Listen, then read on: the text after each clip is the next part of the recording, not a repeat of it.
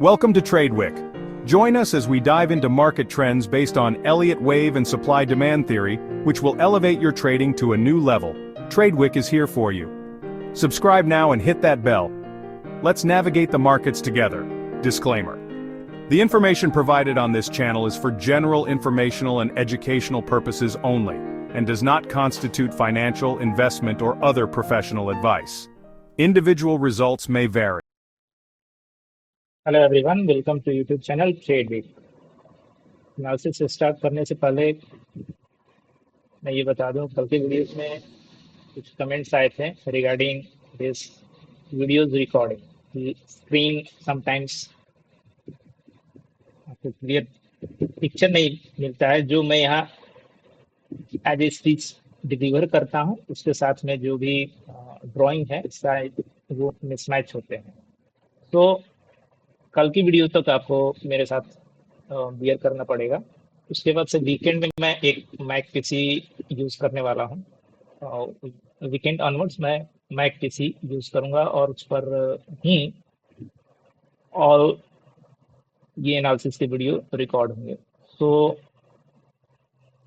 आशा करता हूँ कि यहाँ पे ऐसा कहीं कुछ देखने को नहीं मिलेगा। विंडोज पीसी में ओबीएस का कहीं कुछ इशू है, जिसके कारण ये प्रॉब्लम आ रहा है। So now let's start our analysis of Nifty. जैसा कि चार्ट आपको ऑन स्क्रीन दिख रहा है, इस चार्ट को मैं अपने टेलीग्राम चैनल पर और इवन स्टॉक ट्वीट के हैंडल पर मैंने उसे वहाँ पोस्ट किया था।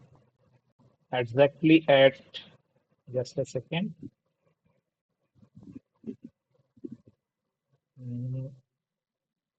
ये चार्ट मैंने दिया था ऑलमोस्ट 1:05 पर, और मॉर्निंग से यहाँ ये लेग एक्सपेक्टेड था कि अगर अपना 770 अगर ब्रीच होता है तो डाउन साइड का एक हम मूव देख सकते हैं। बट वो डिक्लाइन काफी स्लो था, जिसे एज ए वो भी option buyer, that too on monthly expiry के दिन, उसे ट्रेड करना बहुत मुश्किल था, क्योंकि मूवमेंट बहुत ही स्लो थे। यहाँ लो ब्रिज होने के बाद समटाइम्स अगर ये नीचे की ओर और ज्यादा ब्रिज करता तो सेल ऑफ ट्रिगर होता, और डाउन साइड में उसे एज ए ऑप्शन बायर उसको आप मोमेंटम रीच कर सकते थे, उसे बाय कर सकते थे। बट ऐसा कहीं कुछ हुआ नहीं। सो अब ये स्टडी करते हैं कि आखिर ये पैटर्न बन क्या रहा है। सो मैं सबसे पहले इस चार्ट का आप आने वाले दिनों के लिए, आने वाले वीक के लिए इस चार्ट का आप स्क्रीनशॉट ले सकते हैं। अपसाइड में जो ब्लू लेवल्स आपको दिख रहे हैं, यही टारगेट्स आने वाले दिनों में आपको अचीव होने वाले हैं। और जैसा कि मैं बता दूं, पहले यहाँ पे मैं कॉशन दे दूं कि ये जो अपसाइड जो आएगा, मेरे हिसाब से वो एक लास्ट लेग होगा, जो कि मई के मंथ से जो रिज्यूम हुआ है, ये एक लास्ट लेग होगा। और जिस फैशन में ये ऊपर की ओर जाएगा, उसी फैशन में कितना वो रिट्रेस करेगा उसे आने वाले दिनों में उसे मैं बता दूंगा। सो इस टाइप का एक आपको एग्रेसिव सेल ऑफ देखने को मिलेगा, जबकि ये यहाँ पर टॉप अपना क्रिएट कर ले। तो इस कॉशन के साथ में इस चार्ट को मैं first of all daily time frame पर कन्वर्ट करता हूं और वहां से चीजें देखते हैं। वीडियो थोड़ा सा लंबा हो सकता है। हम इस लेग को और यहाँ जैसे भी बॉटम लगा है उसे डिस्कशन नहीं करने वाले। हमें डिस्कशन करना है इस पॉइंट ऑनवर्ड्स क्या बन रहा है, और इसके अंदर भी इस वाले लो के अंदर क्या चल रहा है। क्लियर है? सो फर्स्ट ऑफ ऑल आपको यहाँ एक ट्राइंगल शेप दिखेगा। ये यहाँ से एक लेग अप साइड की ओर गया। क्लियर है? अब इस अपलिंक साइड के बाद अब यहां से मैं इस चार्ट को 75 मिनट के टाइम फ्रेम पर कन्वर्ट करूंगा। अगेन से डेली पर आना है बिकॉज वहाँ अपसाइड का लेवल जो कि 4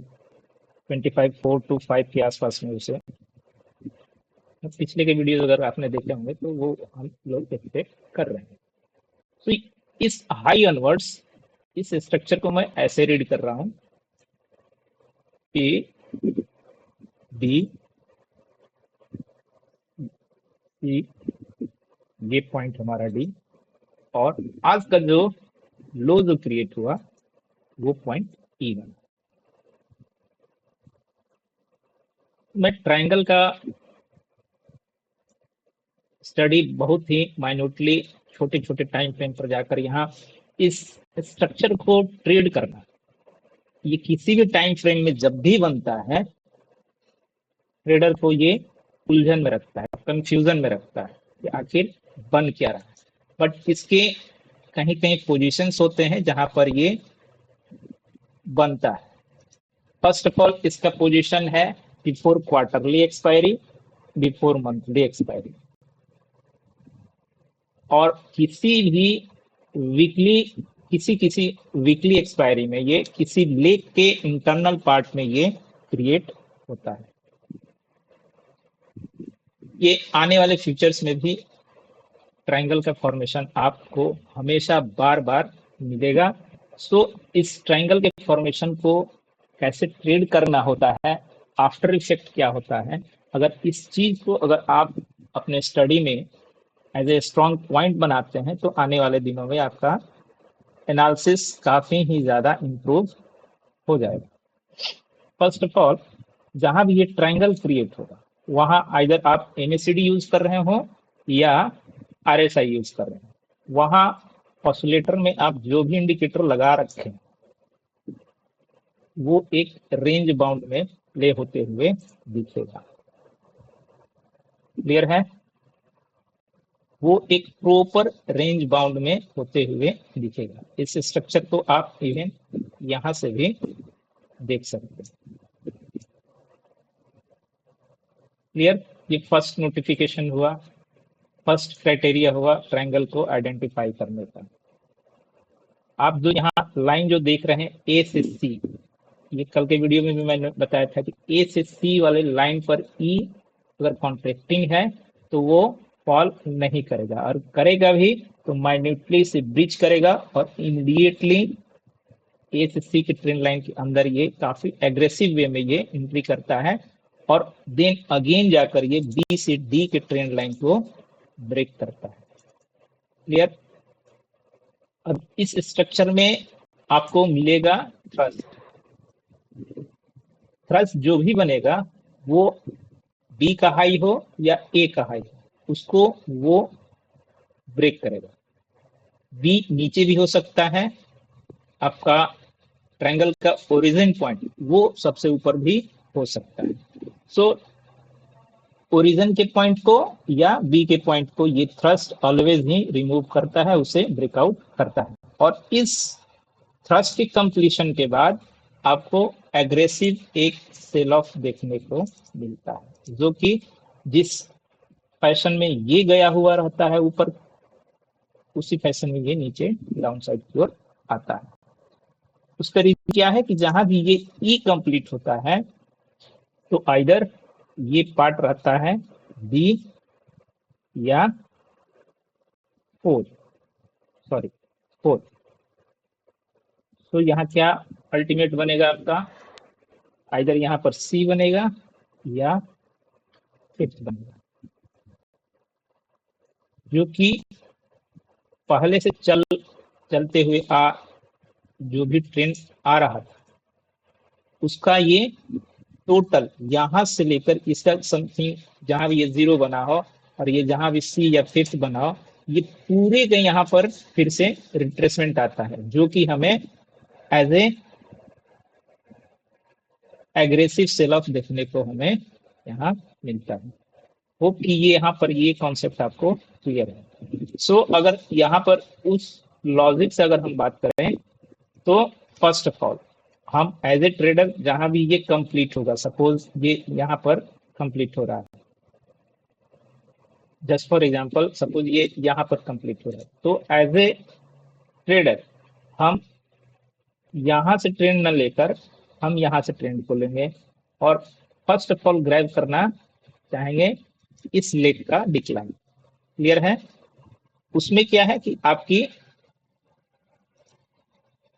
पोजीशन आप इजिली उसे आप होल्ड कर सकते हैं।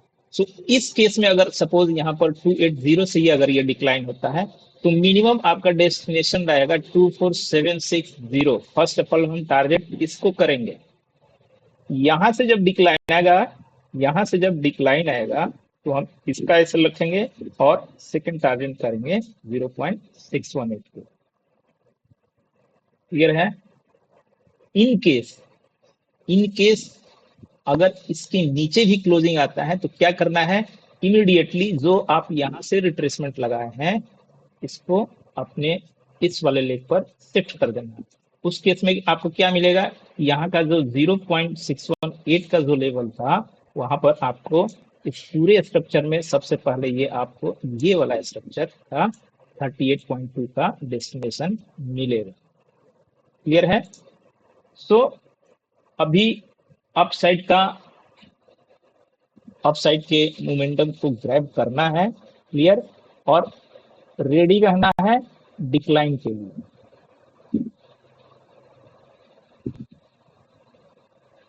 $26,000 आएगा, लेकिन उसका एक पाथ है, उस पाथ को अगर फॉलो करेंगे तभी आप अच्छे से अपना ट्रेडिंग पोजीशन बनाकर चलेंगे।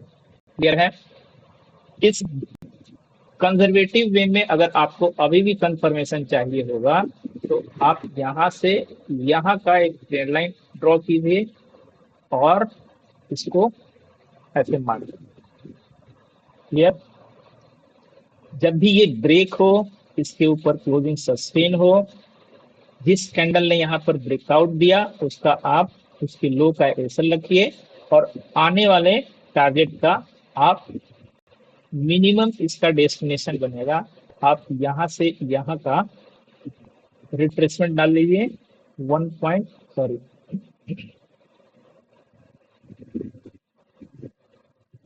मिनिमम आपको डेस्टिनेशन मिलने वाला है 1.27 जो कि है 25186 के इक्विवेलेंट वो आ रहा है।